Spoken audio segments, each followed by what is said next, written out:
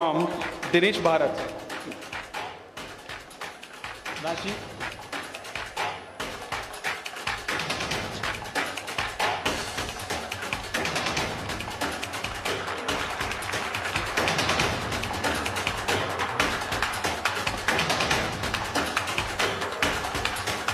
Right.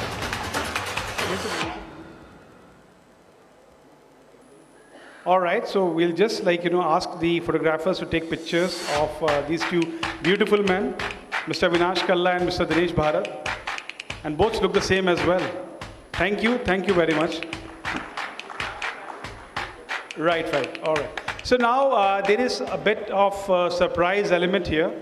So we are now starting a Unconference. We had one competition yesterday of all students who are coming and attending the conference, and we have shortlisted 5 students who performed the best. So these 5 students, I would request them to come on the stage, and I will also request seasoned journalist Mr. Kiruba Shankar Saab to come on the stage. So what will happen here is that these 5 students are going to ask questions to Mr. Kiruba Shankar, and he will try and answer them. So round of applause for all these guests.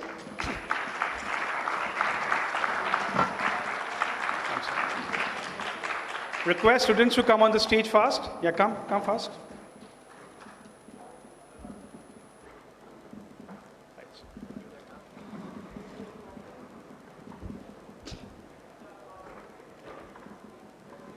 Right, sir? All yours now. Thank you. Thanks. Thank you. Let's all be seated. So good evening, everyone. Like the session was introduced, you have to pay special attention to these 4 really bright students out here because they are the cream of the top. This morning there was was it today morning? 10 o'clock, there was an unconference. What's an unconference? It's really the polar opposite of what we are doing right here. So there are a few people who come up on stage, one person goes onto the podium, talks, and everyone in the audience sits and passively listens. But in an unconference, the entire spotlight is turned to the audience, and there was a free-flowing discussion on various topics. And these students had the choice to pick up a topic of their choice, especially in the journalism domain, and they spoke from their heart on what mattered.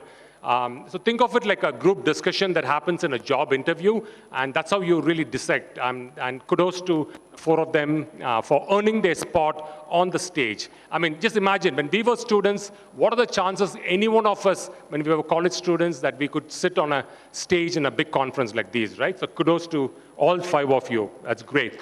All right.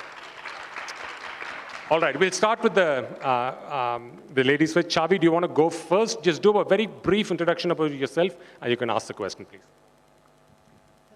Hello, everyone. This is Chavi Gaur from INIFD Jaipur, and I am from an interior designer field. And sir, to my question is, since these days, entrepreneurship on digital platforms has been a need of the hour, and I would really want to have an assistance to all of us as to how to proceed when we are just budding into entrepreneurship, and how to up our game for the social media and to promote ourselves as a brand out there. Got it. Now that you mentioned about social media, time is of essence, so I've started my stopwatch. I'm told we only have 9 minutes, so I have a stopwatch. So I'll keep your answers brief. So what Chavi's question is like super important, right? So you're a journalist, but, or you're a businesswoman. Actually, Chavi is an interior designer, right? No matter which line of business you are in, it's very important for you to carve a niche for yourself. You need to be, somebody Googles your name, they need to know who you are. They need to know why you are a professional. They need to know why they have to invest their money in you to take your services or buy your product. And that's why no matter which line of business, whether journalist or anybody else, it's important for you to be socially active, meaning on social media, but at the same time, add a lot of value by talking things that are very helpful. I liked how Chavi said, don't answer my question for me, but answer it for the larger audience. So that's a great spirit. Thanks, Chavi. Thank you, sir. All right. Anisha, do you want to go next? So since you said females first, so I would give it to Jyotsna, and then I would like to go for it. Perfect. I'm Jyotsna. I'm an undergraduate student of journalism at Christ University. So, sir, you have been in the internet space for a long time, right? And the internet algorithms, not just limited to social media, but overall, they form echo chambers at present. And these echo chambers end up shaping the national discourse that happens. So, firstly, what are your opinions on that? And a follow-up to that is, how does a private user of the internet or smaller entities protect themselves from falling into this pre-shaped web of a national discourse that is formed for them and not by them? Right. I think that's the beauty of the current digital age is you don't have to fall into the trap of a larger organization. You don't have, as an individual, you don't have to abide by what is the norm. You get to voice what is really, honestly, in the depth of your heart, what is that you wanted to say. Like, did you notice what Tanisha said? I just want to quickly, when it was Tanisha's turn to ask, but she's such a beautiful, vocal, a supporter of all genders are equal. And look at the way how politely but firmly she established, they established the thing that all genders are equal and you need to show respect. And that's exactly what we should do, right? So in a digital platform, you get to be vocal and you get to carve a niche for yourself. So that would be the best part. You don't have to go with an organization side. You get to decide on what you want to say. Yeah. Thanks, Jyotsna. Good afternoon, sir. So my name is Harshit, and my question is related to promotion and advertisement. So when you are writing books, sometimes the bookish content get in the controversy. So how you handle that controversy and make the promotion of that books? Okay. Also. Thanks, Harshit. Actually, controversy is probably the best form of publicity you can really get. You want to stir the hornet's nest. You want people to take notice. Did you just see what happened? The minute you give those 7 seconds of silence, people who are checking their phones right now wondered what the hell happened. And they start to look at what happened. So you got to do that. So controversy technically isn't bad, but if you can turn it to your advantage and if you can make it worthwhile, then you can really play to your advantage. Thanks, Harshit. Yes, thank you. Thank you. So, sir, I'm Tanisha from Christ University, Bangalore. My pronouns are they, them. And my question to you is, a lot of these digital platforms where journalism takes place, the discourse runs on subscription model. And there's always a polarization on the internet where the two chambers are the right and the left. And when you're a news organization, your news caters to a set of your target audience because otherwise you won't get paid. So as a journalist, how do you overcome this limitation that the polarized internet places on you and put unbiased opinions and also follow the ethos of journalism? Got it. I have a very simple answer to that. That you have to follow the business principles that applies in any normal business actually applies to journalism as well. So let me break this down very easily. There's always a seller and there's always a buyer. Now the seller benefits if the buyer wants your product, right? And if the product is really good, service is very good, the seller will be willing to cough up that money. And then it's a win-win scenario. It's the same thing even in journalism.